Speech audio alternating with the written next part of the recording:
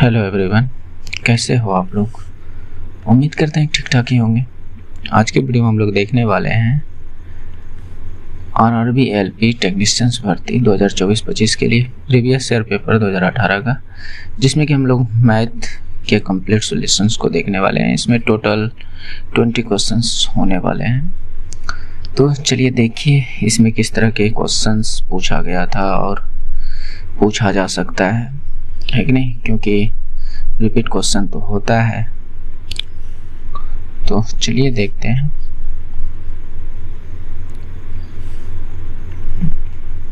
क्या कर एक तेल के टैंक को भरने में 15 मिनट लगते हैं। हालांकि तेल टैंक एक बहिर्गम पाइप के माध्यम से खाली किया जा रहा है, जो इसे 30 मिनट में खाली कर सकता है। यदि यह बहिर्गम पाइप खुला रहता है तो इस टैंक को पूरी तरह भरने में कितना समय लगेगा। चलिए इसके दो तरीके हम बता दें। पहला तरीका जो शुरू से करते आ रहे हैं, जैसे एक पाइप है, मान लेते हैं ए, जो कि 15 मिनट लगाता है भरने में, और दूसरा पाइप है जो बहिर्गम मतलब क्या, निकालने वाला, खाली करने वाला, जिसको लगता है 30 मिनट। तो दूसरा पाइप मैंने बी मान लिया जिसको लगता है 30 मिनट।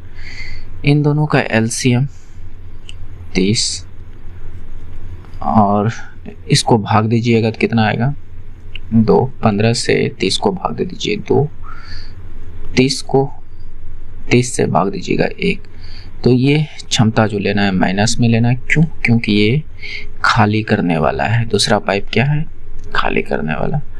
ठीक है, तो कहता है यह बहिर्गम पाइप खुला रहता है, मतलब इसका मतलब कहने का मतलब दोनों एक साथ खुला रहे तो भरने में कितना समय लगेगा। तो आप लोगों को पता है कि टोटल वर्क बराबर टाइम इनटू एफिशिएंसी यानी समय गुना क्षमता।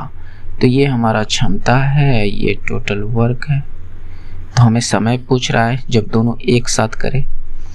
देखिए जब ए करे तो उसकी क्षमता 2 है, यानी एक मिनट में वह 2 यूनिट भरता है, यानी टोटल यूनिट 30 है। तो उसमें से ए जो है 1 मिनट में 2 यूनिट भरता है और बी जो 1 मिनट में 1 यूनिट खाली कर देता है। ठीक है, तो समय बराबर क्या, यहाँ से फॉर्मूला बनेगा टाइम बराबर टोटल वर्क अपॉन क्षमता। टोटल वर्क कितना, तो आपका जवाब होगा कि 30 है। और क्षमता जब उसी समय दोनों काम करें, ये 2 भर देगा और ये दूसरा 1 खाली कर देगा, तो 2 में 1 गया 1 है ना, दोनों को एक साथ जोड़ेंगे तो कितना 1। तो यहाँ से 30 मिनट निकल कर आ गया। तो ये तो था जिससे हम पहले भी करते आ रहे थे और अभी भी मैंने किया। लेकिन इसका एक तरीका और हो सकता है, पता नहीं वो तरीका सिर्फ इस पे लागू होगा कि और भी क्वेश्चंस पे लागू होगा। मेरे में से लागू तो होना चाहिए। हालांकि देखिए क्या कर रहा है, एक भरने वाला है और एक खाली करने वाला है। तो हमने बताया था जब 2 पाइप की बात हो तो आप क्या लगाइएगा, एक्स वाई अपॉन यानी टाइम बराबर x y upon x plus y, ये चीज़ लगाना है। तो चलिए देखते हैं। x जैसे कहने का मतलब पहला टाइम को x मान लेते हैं, दूसरा टाइम को y मान लेते हैं। ठीक है, लेकिन यहाँ पर ये खाली करने वाला है x 15 और इसको लेना है माइनस में। इसको किस में लेना है, माइनस में, माइनस का 30 अपॉन x 15, ये माइनस का 30। तो यहाँ से कितना हो जाएगा, रहने देते हैं, ऊपर जो भी है नीचे हल कर लेते हैं। तो माइनस का 15, माइनस से माइनस खत्म, 15 से 15 खत्म, आ गया 30 मिनट। तो इस तरीके से भी आ जाएगा। मेरे में से और सारे प्रश्न में आ सकते हैं। मैंने सिर्फ इस पर ट्राई करके देखा है, खोलने वाला और भरने वाला। हालांकि मेरे में से लग सकता है, क्योंकि जब दोनों एक साथ करने वाला भी हो, जैसे मान लीजिए कि ये भी भर रहा होता, ये भी भर रहा होता, तब पर भी ये फार्मूला लग सकता था। जब 2 की बात हो, 3 होने के बाद नहीं, 3 का भी रूल है जब क्वेश्चन आएगा मैं बता दूंगा। ओके नेक्स्ट,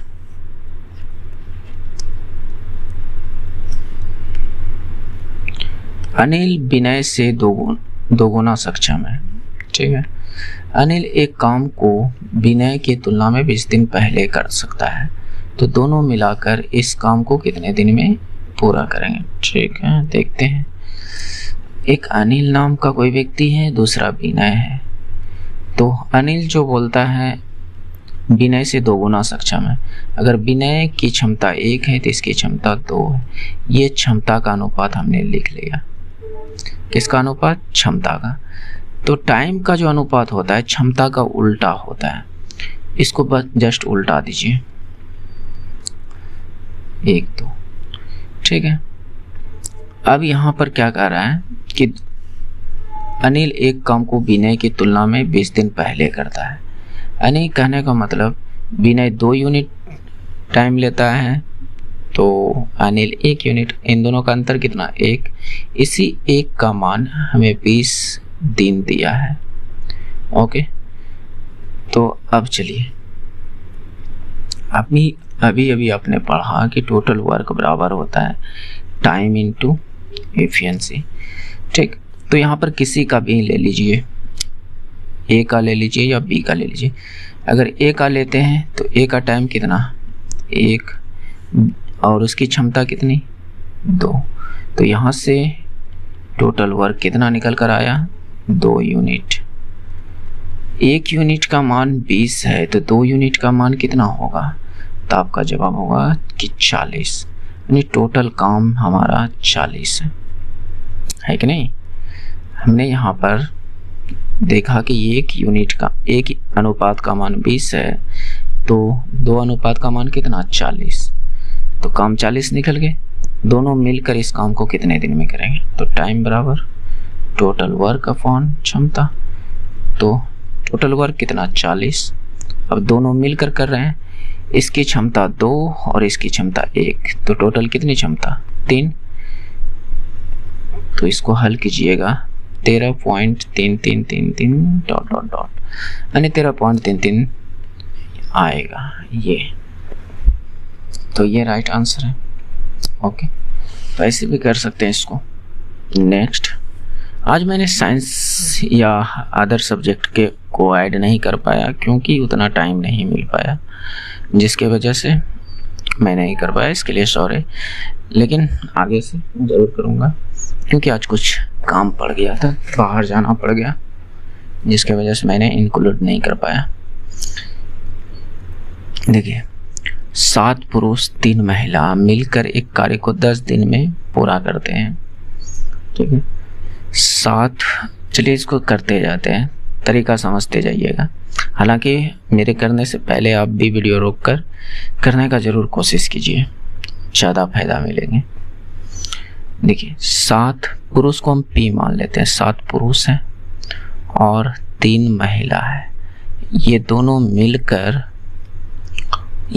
मिलकर 10 दिन में कर रहे हैं, तो ये टोटल वर्क हो गया।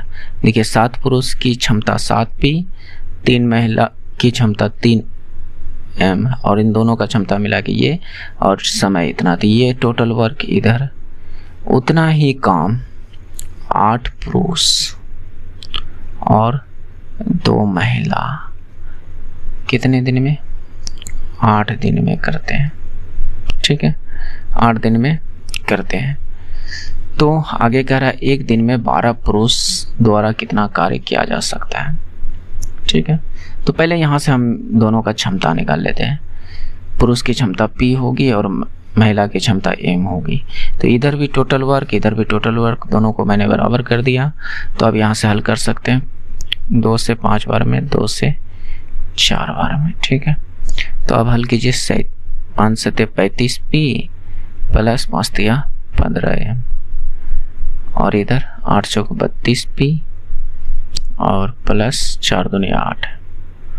ठीक है, तो इधर घट जाएगा आकर, तो 35 में 32 गया 3P, और 8M में 15M जाएगा तो -7M, तो P/m बराबर क्या आया, देखिए यहाँ माइनस देखकर घबराइएगा नहीं, आंसर परफेक्ट आएगा। तो -7/3, यानी पुरुष की क्षमता -7, महिला की क्षमता +3। हालांकि ऐसा होता नहीं है रियल में। तो यहाँ से ये हो गया। अब काम हम किसी एक को उठा लें, काम उतना ही आने वाला है जितना होना चाहिए। जैसे मैं यहाँ पर काम इसको उठा लेते हैं, तो टोटल वर्क कितना है 8P + 2m इंटू ये 4 कटा कर आया है, ये नहीं कि ऐसे। तो यहाँ पर 8 है, गुना में 8। तो यहाँ से अब मान पुट कर दीजिए P का, तो 8 गुना -7 + 2 गुना 3, ओके, गुना में 8। तो ये कितना, 8 × 7 = 56 और 3 दूनी 6, तो -50 गुना 8, ये टोटल काम आया। ठीक है, तो 12 पुरुष कितना कार्य किया जा सकता है और परसेंटेज में पूछा है। तो 12 पुरुष का काम निकाल लेते हैं। तो पुरुष की क्षमता कितनी, 7। तो यहाँ से कह सकते हैं कि पुरुष का काम कितना हो जाएगा 12 गुना 7, लेकिन इसका क्षमता क्या माइनस में, तो माइनस में 84। अब परसेंटेज पूछ रहा है, तो टोटल काम इतना, थोड़ा सा मैं ऊपर कर दूं, समझिएगा, टोटल काम इतना और पुरुष का काम इतना, तो कर दीजिए 84 टोटल काम -50 × 8 गुना 100, बस परसेंटेज निकल जाएगा। ठीक, तो यहाँ से देखिए 1 0 कट गया 5 से 2 बार में, और माइनस तो पहले से भी कट गया। ये 4 से 2 से 4 बार में, ये 4 से 21 बार में। तो हमारा कितना निकल कर आ गया 21%। थोड़ा समझने का कोशिश कीजिए, इस तरह से आसानी से बनेगा। और भी तरीके हो सकते हैं, मैं ये नहीं कहता और तरीका नहीं हो सकता है, बट ये भी तरीका अच्छा है। निम्न समीकरण का मान क्या है, तो इतना दिया हुआ है, इसका मान क्या है।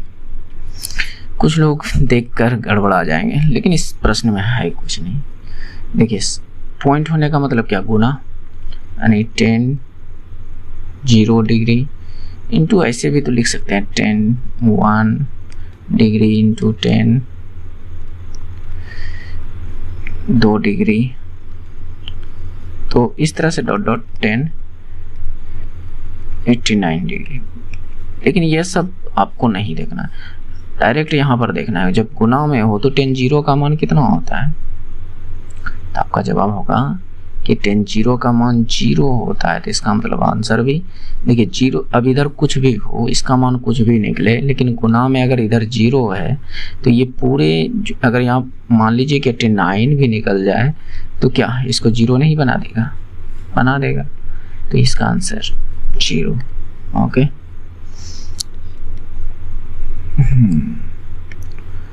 Sine theta minus cos theta बराबर 0। तो समीकरण sine theta plus cos theta, कुछ तो गड़बड़ है दया। तो यहाँ पर पावर 6 था, क्या था, पावर 6। हालांकि यहाँ नहीं भी पावर रहता तब पर भी आंसर आ जाता। तो देखिए यहाँ पर क्या है, 6 पावर था। तो यहाँ पर हम इसको अगर हल करें तो क्या निकलेगा, साइन थीटा बराबर कोस थीटा। क्यों, क्योंकि माइनस में इधर है तो इधर प्लस में। ये दोनों स्थिति बराबर में कब होता है, जब थीटा का मान 45 डिग्री हो। तो हमें पता चल गया कि थीटा का मान 45 डिग्री होता है। तो यहाँ पर पुट कीजिए, इसमें साइन 6 और थीटा के जगह पर 45 डिग्री प्लस कोस 6 थीटा के जगह पर 45 डिग्री।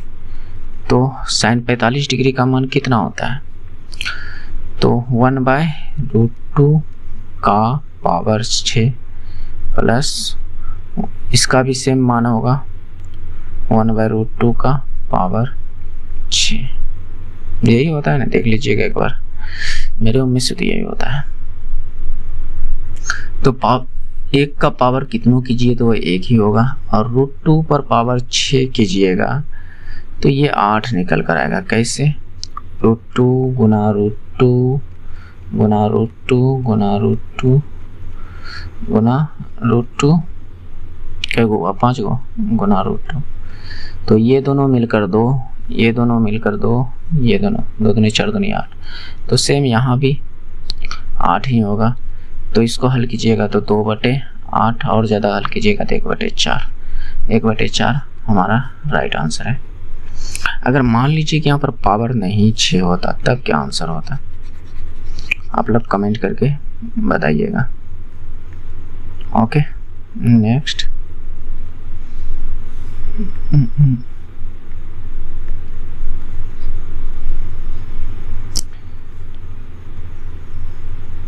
sin 4 पर पावर इतना, cos 4 पर यानी sin 4a और cos 4a बराबर 1, तो a/2 का मान क्या होगा, ये हमसे पूछ रहा है कि a/2 का मान क्या होगा। तो चलिए इसको करते हैं। तो यहाँ से उठाते हैं साइन, इसको हम तोड़ सकते हैं क्या, sin square a plus cos square a into sine square a minus cos square a बराबर 1। क्या इतना को हम इतना लिख सकते हैं कि नहीं? तो आपका जवाब होगा कि हाँ बिल्कुल लिख सकते हैं। तो इतना का मान 1 होता है, तो हमें बच गया क्या, sine square a minus cos square a बराबर 1। आपने एक फार्मूला पढ़ा होगा कि इतना बराबर जो फार्मूला होता है, कोस, मैं लिख देता हूँ कहीं पर, देखिए sine square a minus cos square a बराबर कोस 2a होता है। क्या होता है, कोस 2a। ये फार्मूला याद रखिएगा। तो यहाँ पर ये कहने का मतलब क्या है, कोस 2a बराबर 1। ठीक है, कोस 2a बराबर 1। यहाँ पर कहा है कि 0 से बड़ा है लेकिन 90 से छोटा, 0 से बड़ा और 90 से छोटा। तो एक बात बताइए, कोस कितना डिग्री का मान 1 होता है? तो आपका जवाब होगा कोस 90 डिग्री का मान 1 होता है। तो इसका मतलब ये 2a बराबर 90 डिग्री है, कह सकते हैं कि नहीं, यानी 2a बराबर ये 90 डिग्री। तो a बराबर क्या होगा, 90/2 यानी 45 डिग्री।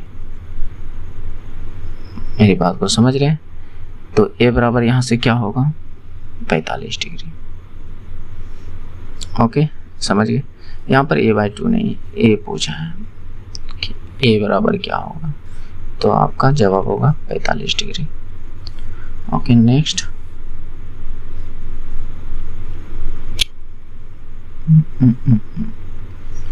ये इजी क्वेश्चन है, 3/5 प्लस 3/7।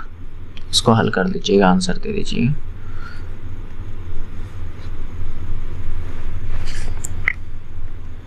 पच्चीस को 1/5 से विभाजित करने पर क्या होगा, ये भी इजी है।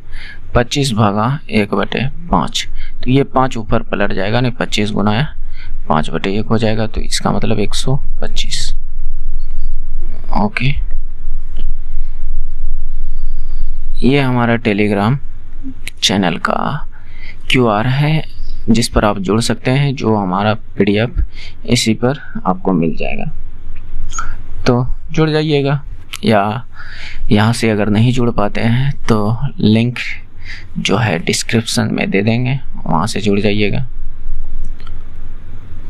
देखिए, मैं टेलीग्राम पर कोई फालतू सब चीज़ नहीं डालता हूँ, जो पढ़ाई से रिलेटेड रहता है उसी चीज़ को मैं डालता हूँ जो आपके लिए बेनिफिट हो सकते हैं, है कि नहीं। तो ये बोर्ड मास का प्रश्न है, बनाइए। देखिए क्या करें, तो मैं यहाँ सबसे पहले इस ब्रैकेट को हल करूँगा। आप भी कोशिश करेंगे पकड़ने का कि पहले किसको हल करना चाहिए। तो 25 13 3 16 माइनस 16, 25 में 16 जाएगा तो कितना 9, गुना में माइनस 10 और भागा में 5 माइनस 5। तो इस पूरे को हल करने पर जो हल ये होगा, यानी 5 दूनी 9 दूनी 18, कितना आ गया। इस पूरे को हल करने पर 18 गुना में क्या है 1/6 प्लस का 4, तो 6 दिया 18, 4 3 7, हमारा 7 राइट आंसर हो जाएगा। देखिए यहाँ से आपका अगर मान लीजिए कि आपको आता भी है प्रश्न करने, तो प्रैक्टिस हो जाएगी, है कि नहीं। और आपको तो पता है एग्जाम के लिए प्रैक्टिस कितना ज़रूरी है, और ख़ास करके मैथ के लिए बहुत ज़्यादा ज़रूरी है। प्रैक्टिस रहेगी तभी आप फास्ट बना पाओगे, नहीं तो फिर समझ सकते हैं। पुलक और मेंजा के पास कंचों की संख्या का अनुपात 5:9 है। एक पुलक है और एक मेंजा है जिसके पास 5:9 है, ठीक है। दूसरा कहता है जयराम और मेंजा, एक जयराम है और एक मेंजा है और इसका अनुपात 7:18 दिया है। यहाँ पर हम ऐसे भी लिख सकते हैं, देखिए यहाँ पर मेंजा को घुसा देते हैं, तो मेंजा जयराम को घुसा दिया तो मेंजा और जयराम हो गया, और हमें यहाँ पर है जयराम और मेंजा, तो इसको पलटा दीजिए ना, है कि नहीं। तो मेंजा वाला कितना 18 और जयराम वाला 7।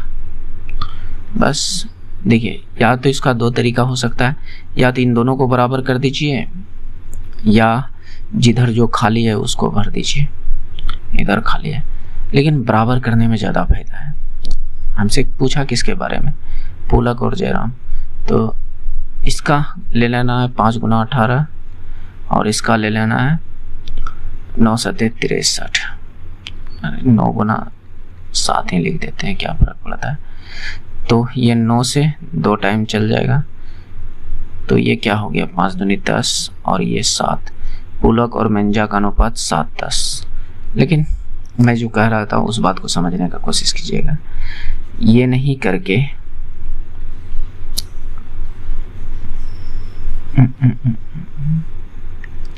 मैं कहता हूँ ये दोनों को बराबर कर दीजिए, मेंजा दोनों जगह सेम होना चाहिए। तो यहाँ 18 है तो 18, इसको बनाने के लिए क्या कर सकते हैं, 2 से गुना कर सकते हैं, है कि नहीं।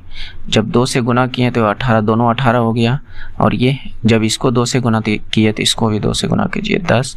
इसको तो अगर 1 से भी गुना करते हैं तो कोई फर्क नहीं पड़ता, तो ये 7 ही हो जाएगा। तो 10 7 डायरेक्ट आंसर। बात समझ रहे हैं।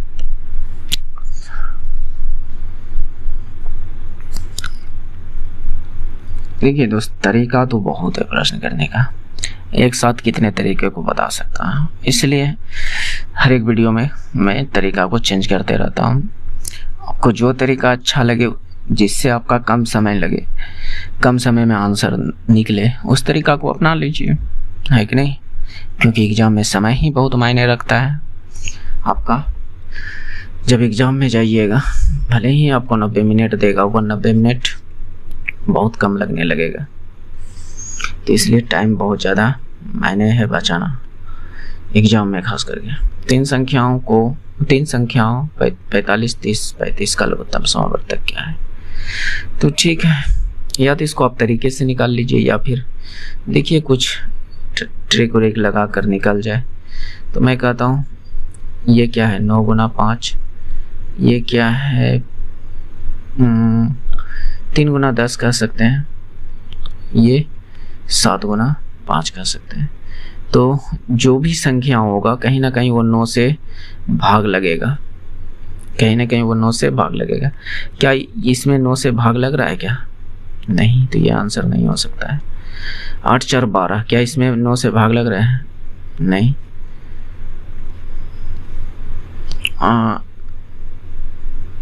8 6 3 9, इसमें भाग लग रहा है, ये हो सकता है। 8 1 9, ये हो सकता है। लेकिन अब दूसरा तरीका अपनाना है, क्योंकि 2 ऑप्शन तो छट गया। तो 9 से हमने चेक कर लिया, 9 से चेक करने का मतलब 3 से भी चेक हो गया, तो मैं अब डायरेक्ट 7 से चेक करूंगा।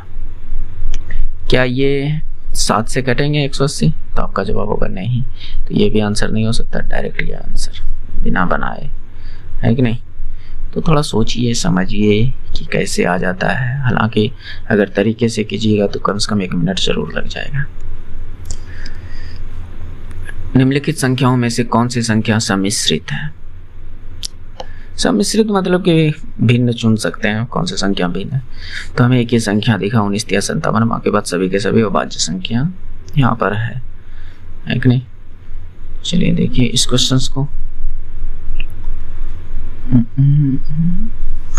5, 6, 7, 8 से विभाजित करने पर प्रत्येक स्थिति में शेषफल 4 प्राप्त होता है। तो ऐसी सभी संख्याओं में सबसे छोटी संख्या कौन है? सबसे छोटी संख्या कौन है? ठीक है, देखते हैं। तो या तो इन सभी का एलसीएम निकाल लीजिए या तो फिर शॉर्टकट कीजिए ऑप्शन के थ्रू।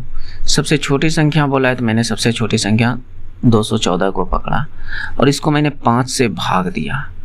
5 तो 4 तो बच गए, फिर मैंने 6 से भाग दिया, 6 तिया 18 बचा 3, 6 पंचे 30, चारों यहाँ से 6 से भी बच रहा है, 7 से भागा दिया तब पर भी 4 बच रहा है, और 8 से भाग दिए, 8 दूनी 16 बच गया कितना 5, 8 6 48, 6 शेष बच रहा है तो नहीं होगा। तो इसको भाग दीजिए, 5 से भाग दीजिएगा 4 बचेगा बिल्कुल, 6 से भाग दीजिएगा तब पर भी 4 बचेगा, 7 से भी बचेगा, लेकिन 8 से भाग देने पर क्या 4 बचेंगे क्या? 8 पंचे 40 बचा इधर 24, तो 8 तिया 24 थी, तो ये पूरी कट गया। ये नहीं हो सकता क्योंकि शेष भी तो 4 बचाना है। तो अब इसको देख लेते हैं, क्योंकि छोटी संख्या पूछा इसलिए मैंने बड़ी को चेक नहीं कर रहा है, छोटी की ओर से जा रहे हैं। तो इसको देख लेते हैं। तो 4 बचेगा 5 से भाग देने पर, 6 से पर 4 84 बच गया 4, ठीक है। 7 से भी कट जाएगा, लेकिन 8 से भाग देखते हैं 8 एक 8, 8 पंचे 40, हाँ बिल्कुल ये परफेक्ट है। या तो फिर आप इसको ऐसे निकालिए 5, 6, 7, 8, इसका आप एलसीएम निकालिए। तो मेरे में से 2 से ही कटेंगे सिर्फ, 5, 3, 7, 4, आप किसी से नहीं कटेगा। 5 दूनी 10, 7 21, 2184, 4 840 प्लस का शेष 844 डायरेक्ट आंसर। इस तरह का क्वेश्चन होता है क्या, एलसीएम प्लस जो भी शेष है वो, तो ये आंसर हो गया। नेक्स्ट,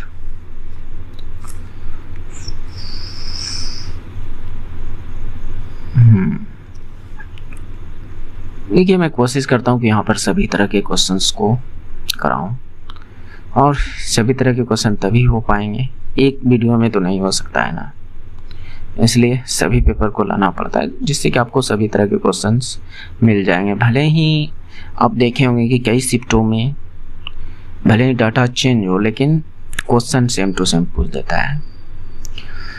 निम्नलिखित प्रश्न को पढ़िए, निर्णय कीजिए कि दिए गए कथनों में से कौन सा कथन पर्याप्त है। ठीक है, 51 छात्रों की कक्षा में कितनी लड़कियों ने गणित में 80% से अधिक अंक प्राप्त किए हैं। ठीक है, तो पहला कथन को मैंने पकड़ा, कुल 4 लड़कों ने गणित में 80% प्राप्त किए, यानी सिर्फ 51 छात्र हैं, उनमें से 4 लड़कों ने 80% से अधिक प्राप्त किया। तो क्या हम इससे बता सकते हैं कि कितने लड़की ने 80% से अधिक प्राप्त किया है? नहीं ना बता सकते हैं, मेरी बात को ध्यान से समझिएगा, नहीं बता सकते हैं, क्योंकि हमें यहाँ पर कुल छात्र के बारे में दिया, ये नहीं कि यहाँ पर हमें लड़के की संख्या पता है या लड़की की संख्या पता है, नहीं पता है, यहाँ पर कुल पता है, तो इस एक से नहीं बता सकते। जैसे हम दूसरा को देखते हैं, कक्षा की 1/3 ने गणित में 80% से अधिक अंक प्राप्त किया। तो कक्षा में टोटल कितने हैं? 51, 51 का 1/3 यानी 17 विद्यार्थी ने 80% से अधिक अंक प्राप्त किए हैं, 80% से अधिक अंक प्राप्त किए हैं। तो यहाँ से ये पता चला कि 17 विद्यार्थी हैं, जिसमें कि लड़का भी है और लड़की भी है, जिसने 80% से अधिक प्राप्त किया। तो यहाँ अभी ये भी नहीं, इससे भी हमें ये नहीं पता चला कि लड़कियां कितनी हैं जो कि 80% से अधिक प्राप्त किया है।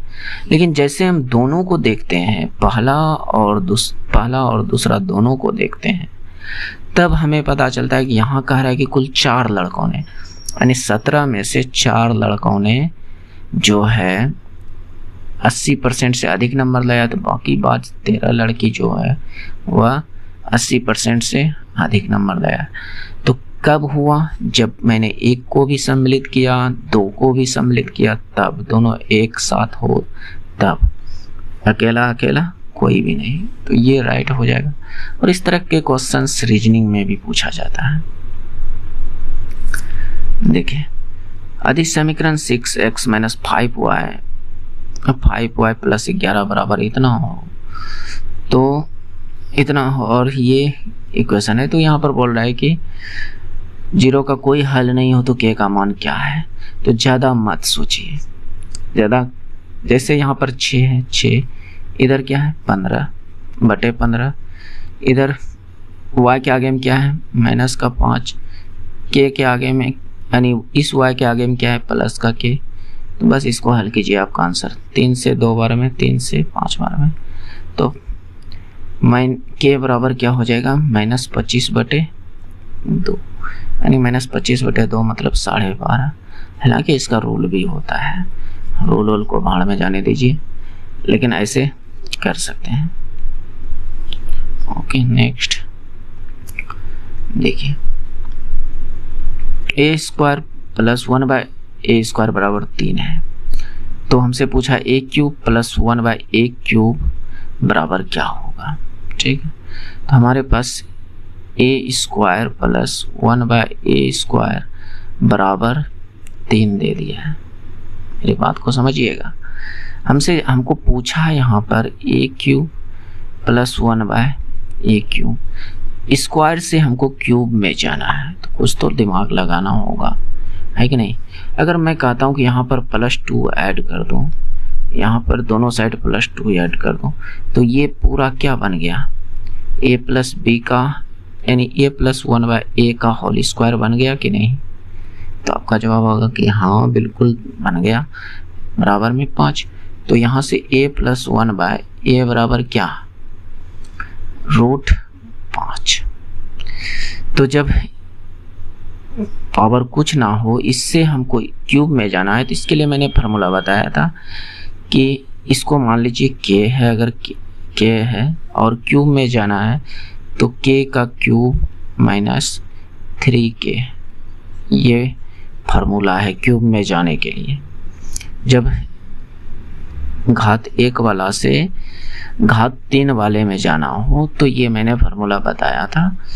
तो यहाँ से ये क्या हो गया, हमको इतना ही जाना है ना, तो k का मान कितना, √5, यानी 5 का क्यूब कीजिएगा तो कितना होगा, √5 का 5√5 और -3, k के जगह पर क्या √5, तो 5√5 में 3 को √5 चल जाएगा, तो बचेगा कितना, 2√5। तो ये आपका आंसर 2√5 राइट आंसर है। ओके, नेक्स्ट देखिए दोस्त, क्वेश्चन कराने के सभी क्वेश्चंस कराएंगे, लेकिन हमारे सामने कौन सा क्वेश्चंस आएगा तब ना प्रीवियस ईयर में।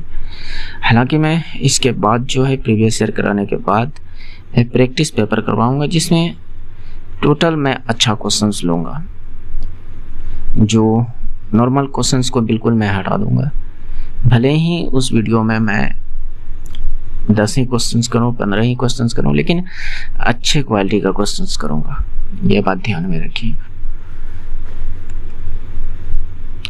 निर्देश वृत्त आलेख किसी स्थान की वार्षिक उपज को टन में दर्शाता है। ठीक है, आलेख को ध्यानपूर्वक अध्ययन कीजिए, ये ध्यानपूर्वक अध्ययन करना, ये जो वृत्त आलेख है। यदि चीनी की उपज 6000 टन है तो गेहूं की उपज कितनी होगी। ठीक है, चीनी ये शुगर, जो डार्क वाला है, यानी 80 का मान हमारे पास 6000 है। तो हमसे पूछ किसका रहा है? गेहूं यहाँ है, यानी ये डार्क वाला। हमें 100 का मान हमसे पूछ रहा है, तो कैसे निकाले? तो हम इसको इस 80 जो है इसको हम 100 बनाने का कोशिश करते हैं। 4 से भागा दे देंगे तो कितना आएगा? 20। इधर मैंने 4 से भागा दिया इसमें, तो आप इधर भी 4 से भागा दे दो, तो ये कितना आ जाएगा? 1500, है कि नहीं? तो यानी 20 का मान 1500 आ गया। क्या 20 को हम 100 बना सकते हैं? तो आपका जवाब होगा कि हाँ, बिल्कुल बना सकते हैं, 5 से गुना करके। तो इधर भी आप 5 से गुना कर दीजिए। 20 पंचे 100 और 15 पचे 75 और डबल 0 है तो 7500। 100 का मान 7500। थोड़ा ध्यान से सोचिए, क्योंकि कहा भी है ध्यानपूर्वक अध्ययन कीजिए। इस तरह के क्वेश्चंस में कुछ रहता नहीं है, बस ध्यान से देखना है और आपका क्वेश्चंस हो जाएगा। देखिए, और भी डाटा एनालिसिस का है। दंड आलेख 4 के छात्रों को पसंदीदा फलों को दर्शाता है। छात्रों के पसंदीदा फलों को दर्शाता है। आलेख का ध्यानपूर्वक अध्ययन कीजिए, वही बात यहाँ भी कह रहा है, और निम्नलिखित प्रश्न का उत्तर दीजिए। क्वेश्चन में कह रहा है कि कक्षा में छात्रों की कुल संख्या कितनी है? तो देखिए, एप्पल पसंद करने वाले 12 लोग, ऑरेंज पसंद करने वाले 14 लोग, ग्रेप्स पसंद करने वाले 6 लोग, मैंगो पसंद करने वाले आपका यहाँ पे 10 लोग, और पाइनएप्पल 8 लोग। बस कुल पूछा है ना, तो इन सभी को जोड़ दीजिए, टोटल निकल जाएगा। तो 14 6 20, 12 8 20, 20 20 40 10 50, टोटल कितना है? 50। ओके, क्या इस सब क्वेश्चंस में है? कुछ नहीं है, लेकिन जो अभी शुरुआत किए हैं, कंपटीशन में पैर रखे हैं, तो उसके लिए थोड़ा सा हो सकता है कि ये सब क्वेश्चन अलग हो, लेकिन जो एक आध एग्जाम दे चुके हैं उन सबों के लिए तो ये सब क्वेश्चंस कुछ भी नहीं है। तो थोड़ा ध्यान दीजिए नए स्टूडेंट। यदि वर्ष 2009 में बेची गई बाइकों की कुल संख्या 6000 थी, तो दिए गए आंकड़ों के अनुसार किस रंग की बाइक समान रूप से बेची गई है? समान रूप से बेची गई है, तो कहता है पीला और हरा एक साथ और गोल्डन एक साथ। गोल्डन अकेला। पीला कितना? और पीला को इंग्लिश में क्या कहते हैं? येलो, ये 10%। और हरा कितना? ग्रीन, ये 5 6 7 8%। गोल्डन कितना? 10%। क्या इन दोनों के योग के बराबर ये है क्या? ये पीला कितना था? भूल गया मैंने, यहाँ पर 10%, ये 10 10 8 18 हो गया, और ये 10 ही है, तो समान रूप से तो नहीं ना हुआ। तो मैं डायरेक्ट सही ऑप्शन पर जा रहा हूँ, समझिएगा। भूरा यानी ब्राउन। ब्राउन कहाँ है? यहाँ है। ब्राउन कितना है? 1 2 3%। ब्लैक यानी काला, कितना? 5%। उसके बाद यहाँ पर हरा, ग्रीन यहाँ पर 8। तो क्या इन दोनों का योग 8 हुआ? तो क्या ये भी 8 है क्या? तो है। तो इसका मतलब यही राइट आंसर, यही तो कह रहा है कि किस रंग के बाइक समान रूप से बेची गई है। भूरा और काला एक साथ बेच दें 8 हो जाता है, और हरा एकलौता 8 है। तो ये इन दोनों के मिलाकर और इसका दोनों का तुलना करें तो समान है, तो ये राइट आंसर हो जाएगा। Okay, next. तो ये टोटल मैंने 20 क्वेश्चंस करा दिए।